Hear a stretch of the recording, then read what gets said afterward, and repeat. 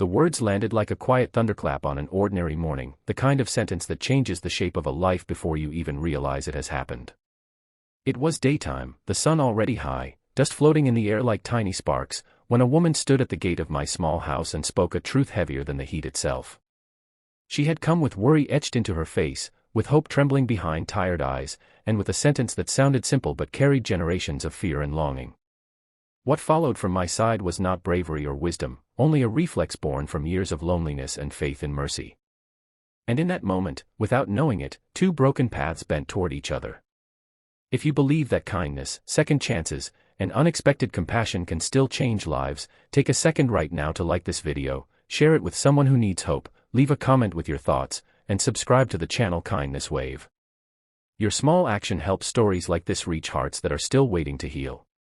My name is Ayaan Rafiq, and by the time this story began, I was already known in my town as the quiet man who lived alone at the edge of the market road.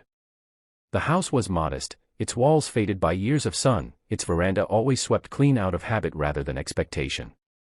I had once imagined filling that house with laughter, with footsteps that echoed through the halls, but life has a way of rewriting plans without asking permission.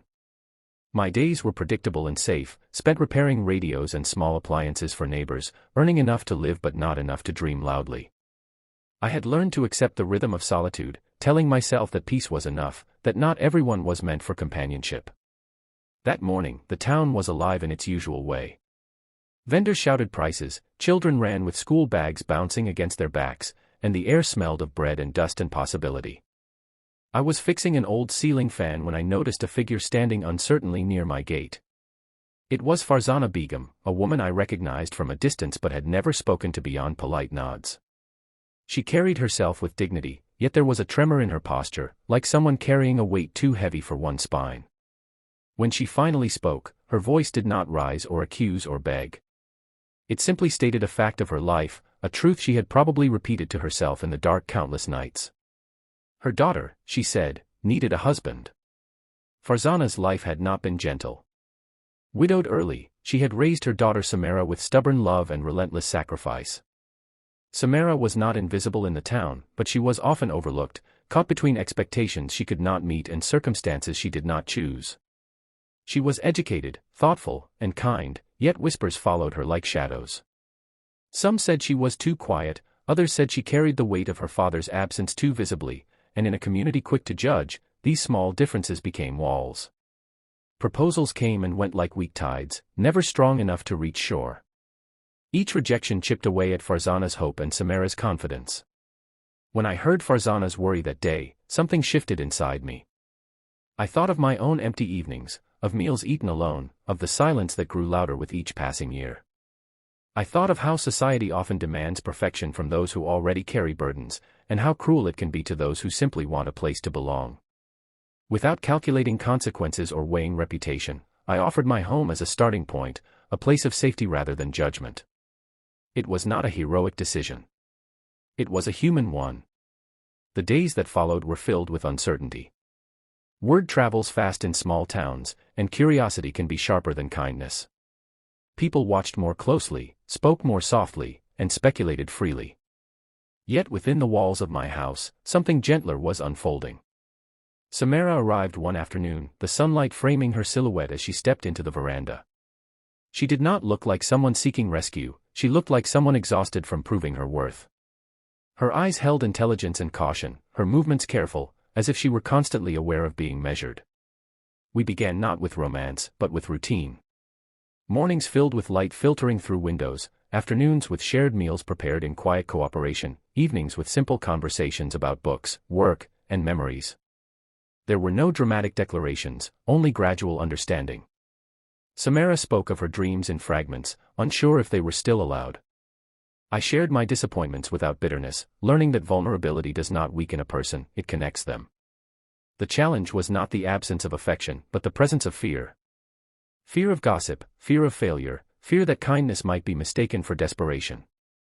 Samara struggled with the weight of expectations placed on her since childhood, expectations she could never fully satisfy. I struggled with the doubt that whispered I was offering too little, too late. Some nights, the silence returned, heavier than before, filled with unasked questions. Yet each morning, daylight returned as well, persistent and forgiving. Slowly, the town's curiosity began to shift. People noticed changes they could not deny. Samara's posture straightened, her smile appeared more often, genuine and unguarded. My house, once known for its stillness, carried a different energy, a warmth that spilled onto the street. Children lingered longer at the gate, neighbors found excuses to stop by, and the whispers softened into cautious acceptance. It was as if the community, watching from afar, was learning alongside us that compassion does not always follow tradition, but it often leads to truth. Farzana visited frequently, her face easing with each passing week. The worry that once defined her features gave way to something close to peace. She saw her daughter laughing in daylight, speaking freely, existing without apology. For a mother who had spent years fearing the future, this was a miracle greater than any ceremony. She no longer spoke of need, only of gratitude. As time passed, affection grew naturally, without force or expectation. It was built from shared resilience rather than fleeting attraction. We learned each other's silences, respected each other's scars, and discovered that love does not always arrive loudly. Sometimes it settles in quietly, like sunlight filling a room you forgot was dark. There were still challenges, moments when old insecurities resurfaced, when the world outside pressed too hard against our fragile peace. But now, we faced them together, not as saviors or victims, but as equals choosing each other daily. The true transformation was internal. Samara began to reclaim her confidence, pursuing interests she had once set aside, speaking with a clarity that surprised even herself. I found purpose beyond routine, motivation beyond survival. The house became a reflection of our growth, brighter, fuller, alive with possibility. Daytime stretched longer, filled with plans rather than memories, and even the quiet moments felt companionable rather than lonely. Just before this story reaches its end, I want to ask you something special. If this journey has made you reflect on compassion, courage, or second chances, please leave a heartfelt comment right now. Your words might become part of someone else's healing. In the end, there was no dramatic turning point, no single moment that defined everything. Instead, there was a series of small, brave choices made in daylight, under watchful skies, where fear could be seen and faced. Farzana's initial worry transformed into trust, Samara's uncertainty into strength, and my solitude into shared purpose. The sentence that began it all was no longer about need, but about belonging. If this story touched your heart, if it reminded you that kindness can rewrite destinies and that love often grows where judgment once lived, please engage with this video. Like it, share it, and let others feel this warmth too. Stories like these survive only when they are carried forward by hearts willing to believe.